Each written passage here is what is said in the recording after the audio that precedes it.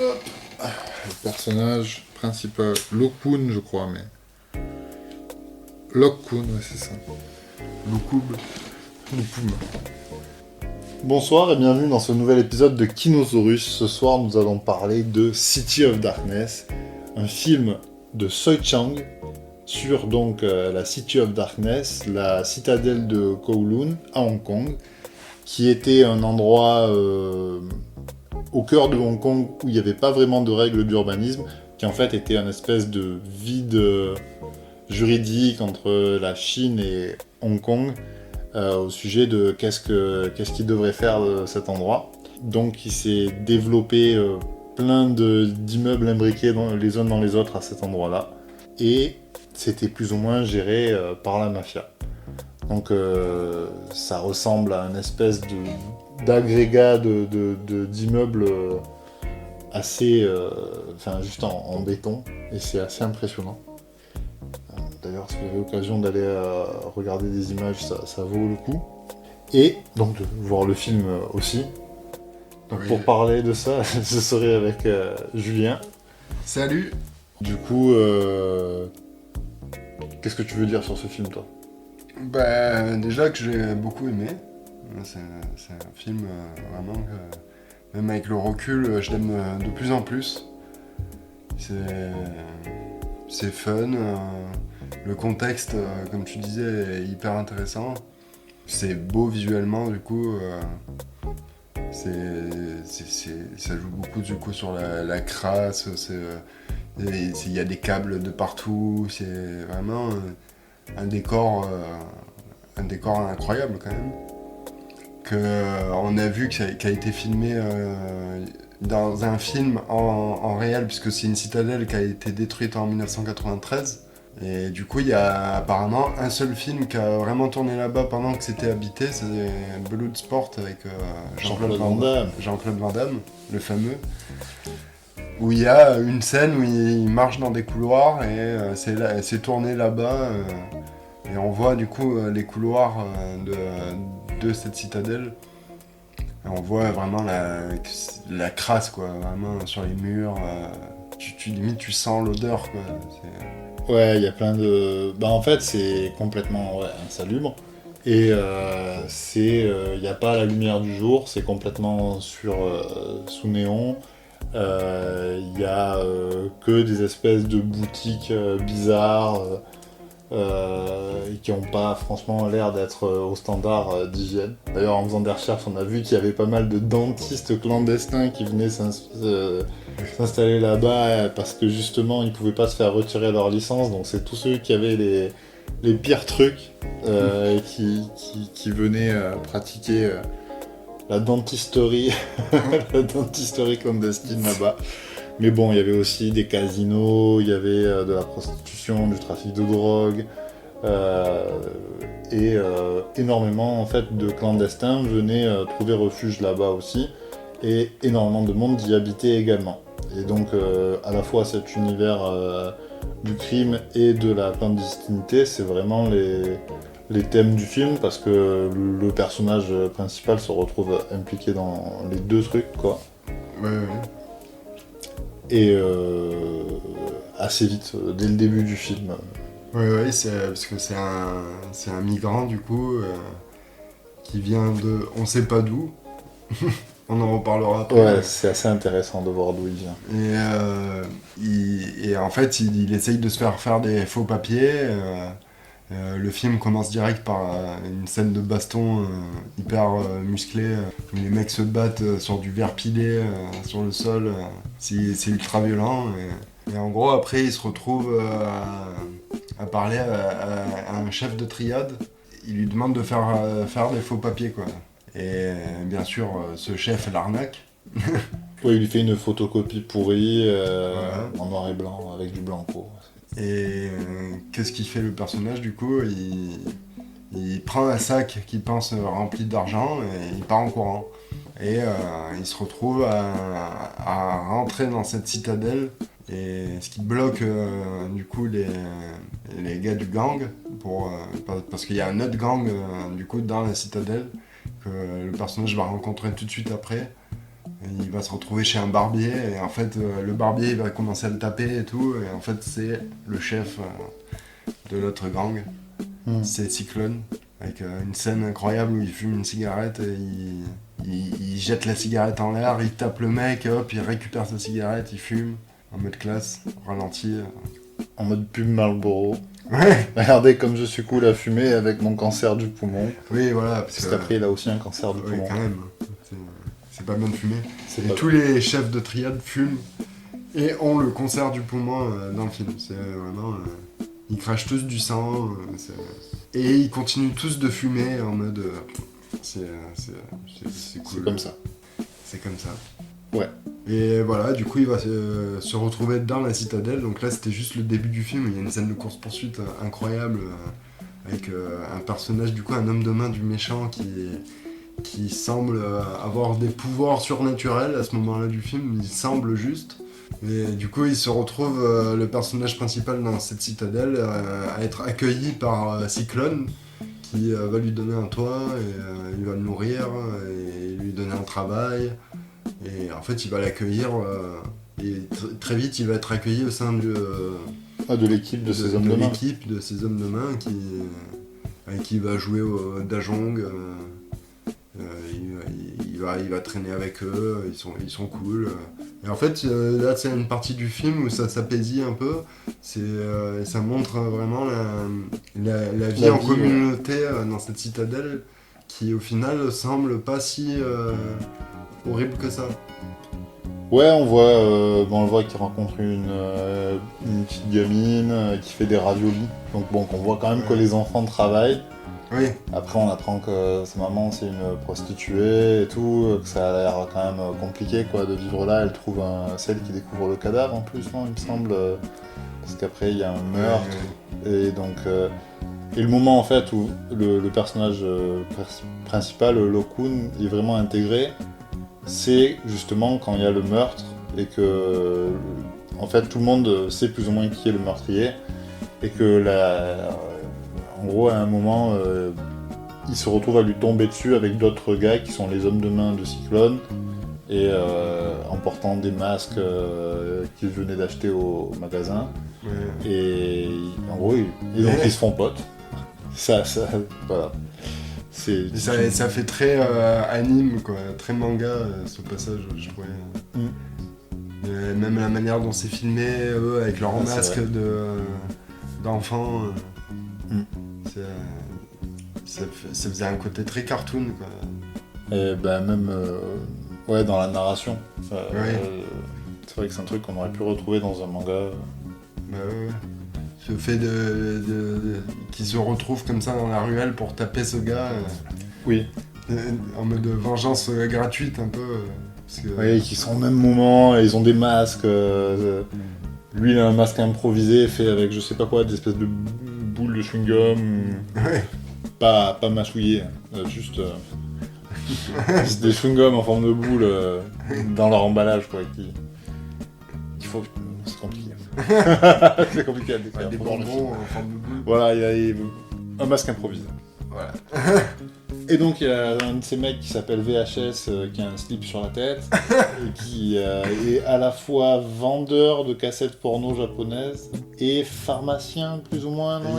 C'est le docteur un peu de la citadelle, on a l'impression. À chaque fois qu'il y a un problème au niveau de la santé, c'est lui qui il est biclassé, quoi. Ouais. Il est porno et docteur. Voilà, et il se bat aussi de fou, il se tape. Comme beaucoup de personnages dans le film. Ouais. Il maîtrise très bien les arts martiaux. On peut dire ça. Les autres, ils sont un peu moins marquants quand même de personnages. L'autre avec sa moto, il est pas mal, je trouvais. Ouais. L'autre homme de main qui est au final, lui, c'est lui le principal des hommes de main gentils. Oui. Je l'ai trouvé pas mal avec sa moto et son apparition au début qui le menace avec le couteau, j'ai trouvé marquante. Ouais, tant qu'ils sont contre lui en tout cas, c'est vrai qu'ils sont... Ça s'en impose, mais... Ouais. Mais celui qui marque vraiment, je trouve, c'est le méchant en fait. Et tout à fait. c'est pour ça que c'est un bon film aussi. On dit pour un bon film, il faut un bon méchant. Et il est complètement fou. Et il est, ouais, voilà. Là, on a un méchant complètement débile, même, on a envie de dire. Il est fou et il est débile. Ouais, voilà. Il est les deux. Mais du coup, c'est ce qui le rend dangereux et imprévisible, quoi. Donc, il est quand même intéressant comme méchant. Et il a des pouvoirs, quoi, quand même. Et il a des pouvoirs. Il est blindé. Il a un blindage, il a une armure plus 17 AC. On sait pas comment ça se fait, mais en gros, il est enchanté, quoi. On sait pas comment se fait, mais on s'en fout, en plus, c'est pas le truc du film. C'est vrai. Il n'y a pas un moment où je me suis dit, Jamais il va perdre du temps à expliquer ça. C'est vraiment... c'est acquis, quoi. Voilà. C'est comme ça. Parce que j'ai l'impression que... C'est un truc dont je voulais parler, c'est que j'ai l'impression que le film parle en sous-texte un peu du cinéma hongkongais. À travers cette relation entre les anciennes générations et les nouvelles générations, des chefs, entre les chefs de triade et leurs hommes de main. En gros, j'ai l'impression que le film parle un peu de l'héritage du cinéma hongkongais et qu'est-ce que du coup la nouvelle génération doit en faire. Il y a toujours cette notion de respect qui est très importante en Chine, je pense, et même voilà, du coup, pour le cinéma hongkongais. Donc ce respect des anciens apparaît énormément dans le film. Il y a un Et respect aussi avec les anciens. le méchant, du coup, qui lui finit par tuer son boss. Et c'est lui qui a les pouvoirs et qui en gros fait n'importe quoi. Et les autres qui sont plus terre à terre, rationnels. Ils ont moins de pouvoir. Ouais. Ils se battent bien, mais... Et j'ai l'impression que c'est deux pans du cinéma hongkongais qui s'affrontent un peu. Ouais, Tu peut-être. vois, dans le film. Mais parce que du coup, il y a le nouveau gentil et le nouveau méchant, quoi. Et c'est pareil, il y a les anciens gentils et les anciens méchants. Parce qu'on nous explique plus ou moins que, en gros, les anciens, il y a eu des combats formidables et tout. Et il y a un des gars qui a fini par se faire tuer sa fille, et voilà, ça a foutu le bordel, et on va apprendre après que c'est le père de Lokun qui, en fait, a tué la fille du chef de gang avant de se faire buter lui-même par Cyclone. Ouais, et c'est un peu alambiqué. C'est complètement alambiqué, et donc en gros, il y a un des gars qui veut tuer Lokun parce que c'est son père et l'assassin de sa fille. Et donc, vu que c'est des potes, ils viennent tous se lier à lui et s'associer à lui pour lui régler ses comptes. Et donc, ils essaient d'entrer dans la citadelle, d'en prendre possession, ils se servent de cet argument-là pour faire signer à ce gars des papiers, en gros, le gros méchant, pour faire signer des papiers de propriété sur la citadelle, qui valent pour la mafia, je pense, parce que vu qu'apparemment, il n'y a pas de fonctionnement juridique ou quoi, c'est pas pour quelle autorité ça marche, mais voilà. Ils ont ces papiers, et donc ils viennent prendre possession de la citadelle. Il y a un énorme combat, il y a Lokun qui se fait blesser, il se fait poignarder. Et il y a toute la citadelle qui se défend contre cette invasion, qui finit par réussir. Et donc Lokun part à l'hôpital, puis en prison. Il finit par arriver à sortir, à rejoindre ses potes, qui donc sont plus dans la citadelle, mais dans une espèce de cabane sur pilotis. Et d'ailleurs, depuis tout à l'heure, on parle de citadelle, et je me suis dit, c'est pas du tout une citadelle, hein, c'est vraiment des immeubles, ça s'appelle la citadelle de Kowloon en français, mais c'est Walled City en anglais, c'est la ville murée en fait. Ouais. Et c'est plus ça l'idée qu'il faut avoir. C'est plus une ville murée qu'une citadelle. Et c'est que des couloirs en fait d'immeubles bizarres, mal foutus, qui rentrent les uns dans les autres. Voilà, c'est pas...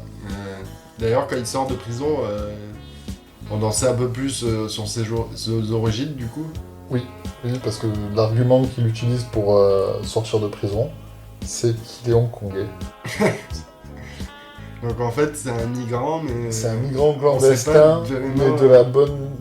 qui vient du pays où il a migré. Voilà. Donc forcément, on imagine il a migré enfant, et là, juste, il revient à Hong Kong, C'est ça. et qui sait rien sur son passé, ce personnage. Du coup, il apprend en même temps que le spectateur tout ce que tu as dit sur l'histoire de son père, tout ça. C'est un truc que lui, il s'en fout en vrai. C'est un truc qui lui colle à la peau. Et au final, lui pose des soucis, puisque lui, au final, il se plaît dans la citadelle, puisqu'il est accueilli, il est nourri, logé. Les gens sont cool. J'ai dit, bah, c'est cool, en fait, je vais rester là. Mais il y a ce truc qui revient quand même, le faire chier. Son passé revient le hanter. Mais ouais, En l'occurrence, même pas son passé, le passé de son père. en plus. Donc, C'est un pauvre gars, quoi. c'est un pauvre gars. Et Cyclone, qui donc a buté son père, se sent quand même un minimum responsable du gamin, qu'il aime bien, en fait. Et apparemment, il était quand même pote avec son père, même s'il a buté pour des raisons de gang et tout. Donc, il y a un peu cette relation père-fils, quoi. Ouais. Et donc, il met sa vie en jeu pour sauver ce mec qu'il connaît pas contre les autres gars avec qui il était meilleur pote, quoi. Donc, il croit vraiment en lui, il y a vraiment un côté aussi de repentance, un petit peu presque, pour Cyclone, du coup. Et il est super, ce personnage. Il est vraiment cool. C'est celui que j'ai le mieux retenu, quoi, moi. Avec le méchant. Il est très iconisé. Le méchant aussi. Et du coup, après, tout ça mène à ce moment où les méchants prennent du coup le contrôle de la citadelle. Et où, du coup, ce méchant homme de main tue son boss de manière horrible. Dans le dos, vraiment, comme un gros Et, lac. c'est marrant parce qu'on a l'impression qu'il n'avait pas l'idée, qu'il est tellement bête que c'est un gars lambda qui lui donne l'idée en lui disant ah mais tu pourrais le tuer, C'est trop fort. t'es trop fort, nous on te suivrait tous, hein, t'inquiète. Et lui il fait ah tais-toi, Je devrais te frapper pour dire ça. je vais te frapper. La scène d'après, il tue son boss. C'est vraiment... Et du coup, forcément, ouais, c'est ce personnage qui a le contrôle de la citadelle, c'est le chaos. Ouais. Et du coup, les hommes de main des gentils vont s'allier avec du coup Kowloon, je crois. le Kun. Lo Kun. Qui va aller chercher ses anciens potes qui se sont exilés en mode défaite pour aller... Pour aller se récupérer. En fait, il va même pas les chercher, puisqu'il va juste les voir comme ça. Ouais, il va les chercher. Il va les chercher. Il va les en chercher. vrai, il va juste les Il leur voir. dit, ouais, vous êtes pas obligés Après, de il venir. construit Mais la moi, les citadelle gars, avec... moi, c'est la citadelle, quoi. Il va les voir et il leur construit la citadelle en tuiles de Mahjong. De Mahjong. Ouais, il leur fait la citadelle en tuiles comme ça. Et après, il part, eux, ils voient la citadelle en tuiles comme ça, et du coup, ils vont, bon, il faut qu'on y aille quand même. Ouais. Et du coup, ils y vont, et là, combat final de malade, dans 2 décors différents, avec Cyclone qui revient en cyclone. Bah, c'est-à-dire, il se prend des coups de couteau de partout, il dit protection, et en fait, sa peau arrête les lames et les coups, et tout, il essaie de l'écraser, il le fracasse contre le sol, donc il cherche sa kryptonite au bout d'un moment presque, quoi. Ils sont là, comment on va faire pour buter un mec invincible, quoi. Et ils y arrivent en mettant une lame... En cassant une lame de couteau dans sa bouche, en lui faisant avaler. Ouais. C'est étrange, mais cool. Ouais, peut-être que ça correspond à un truc qui existe dans... Je sais pas, peut-être qu'il y a une histoire mythologique ou quoi, avec une histoire de couteau avalé, de lame de couteau cassé, de trucs, et qu'on n'a pas la référence culturelle de la chose, quoi. Parce que c'est... Enfin, je sais pas, c'est une bonne idée. Et il essaie de la rejeter par son corps, par son abdomen, genre elle essaie de sortir de partout, la lame, et donc ils se battent pour essayer de la repousser à l'intérieur. C'est assez... C'est étonnant, comme comme combat de fin, quoi. Et c'est original. Ouais.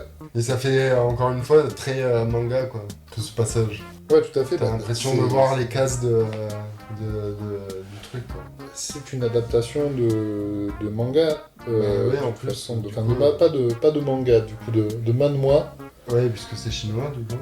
parce que c'est chinois. Le créateur de ce manhwa-là, qui s'appelle Andy Seto, c'est le gars qui avait fait Tigre et Dragon, donc qui est à la base un manhwa aussi, et le manhwa qui est à la base de Shaolin Soccer également. Donc c'est un gars quand même qui a fait des choses qu'on connaît en France. Et c'est vraiment marrant que le film soit au niveau du ton au milieu de ces deux films-là, quoi. Parce qu'il y a le côté historique chinois qu'on peut retrouver dans Tigre et Dragon, avec le côté quand même un peu marrant, avec une équipe de Shaolin Soccer. C'est pas aussi drôle et aussi loufoque du tout. Et c'est pas aussi sérieux et poétique que Tigre et Dragon. Mais ouais, c'est pile au milieu. En tout cas, il est hyper bien marché à Hong Kong, le film. Ouais, mais Aux d'ailleurs, gens. le réalisateur a annoncé qu'il y aura une suite. Ouais, Donc, bah, sans doute. d'ailleurs, le pour film ça. se termine avec une fin qui peut amener à une suite. Oui, ça c'est ouvert. Et le réal a aussi réalisé Limbo, Ouais, qui est qu'on a vu l'année dernière. tout à fait, qui est un peu dans le même univers des bas-fonds, des marges, des endroits où normalement les gens vont pas, mais les gens habitent quand même. Et par contre, c'est filmé en noir et blanc, c'est beaucoup plus sinistre et oppressant, Limbo, donc avec des poubelles partout, trucs hyper crades. Là, c'était quand même le côté fun avec des arts martiaux. Et... Ouais, ouais. Moi, j'ai préféré celui-ci à Limbo. Moi, j'ai préféré Limbo. J'ai pas détesté Limbo, mais je trouvais que ça manquait de réalisme, je sais pas. Mais je trouvais que l'ambiance, elle était mieux réussie, tu vois, au final. Ah, Que les... Ok, bah c'était super. C'était un bon film, moi que je recommande. Ouais, pareil. Un bon film que je recommande, peut-être un peu moins que toi. Mais non, c'est cool. Toi, tu En fait, recommandes plus Limbo. non, je recommande quand même plus City of Darkness dans l'absolu. Mais moi, en fait, je voulais vraiment voir un film sur la cité interdite où c'était vraiment le personnage principal et c'était une histoire de gang qui aurait pu en réalité se passer Mais c'est plus la toile de fond, quoi. n'importe où. Ouais, c'est ça. Elle n'est pas aussi importante que j'aurais aimé et bon, voilà. Du coup, moi, j'en attendais un peu plus à ce niveau-là, mais ça veut pas dire que le film était pas cool, c'était très fun et tout. Et je m'attendais pas à un film forcément d'arts martiaux. Moi, en allant le voir, je pensais pas forcément que ça allait être un film d'arts martiaux en fait. Mais j'avais même pas vu la bande-annonce. Non, non plus. J'avais juste entendu, ouais, ça a l'air bien. Je me suis dit, allez, Hong Kong, généralement, j'y vais les yeux fermés. Ouais, non, mais c'est clair. Mais je pense que j'avais pas les bonnes attentes pour le film en fait. Je pense que ça m'a un peu déstabilisé, je sais pas. Donc voilà, un film décevant. Non, c'était très bien. Allez voir des gros combats de kung-fu. C'est très fun. Et en plus, ça se passe à Kowloon World City. C'est ça qu'il faut se dire. Ouais. Faut le prendre dans cet ordre-là et vous allez passer un très bon moment. La prochaine fois, on va parler de Alien, qu'on a Alien vu, Romulus et Maxine. et Maxine, avec 3X, qui est Qui font le encore troisième plus de volet de la trilogie X, Pearl et Maxine, du coup, De Tay West, que j'en ai pas vu. Hein. qui est très bien. Moi, j'ai du coup découvert X et Pearl il y a pas longtemps pour aller voir Maxine au cinéma. C'est très très bien. Je trouve que Pearl, c'est quand même le moins bon des trois. Mais voilà, c'est quand même globalement une belle trilogie. Ah ben, on en parlera un peu plus en détail la semaine prochaine. Avec On plaisir. verra si c'est la semaine prochaine. Bon, ben, c'est tout bon. Ah, il faut une fin. J'ai foiré, c'est tout bon, c'est n'importe quoi. On peut pas finir sur c'est tout bon. Mais merci, au revoir. Et ben voilà. Et voilà, merci, au revoir.